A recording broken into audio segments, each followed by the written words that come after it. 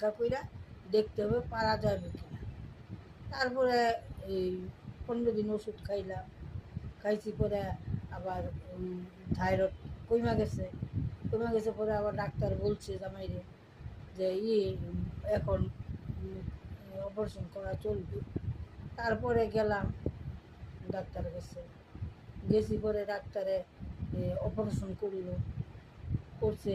ডাক্তারে বলছিল যে এইসব রোগ থাকলে জ্ঞান ফিরতেও পারে আবার নাও ফিরতে পারে। তারপর তোমাদের আশীর্বাদে, ভগবানের আশীর্বাদে আমার অপারেশনের পরে আধা ঘন্টা পরই আমার জ্ঞান ফিরে গেছে, ঠাকুরের আশীর্বাদে ফিরে গেছে। এখন আমি বর্তমানে ভালোই আছি। আমার কোনো আগে একটা ছিল না, শরীর অস্থির হতো, কেমন জানি লাগতো, শীত করতো, তারপরে এই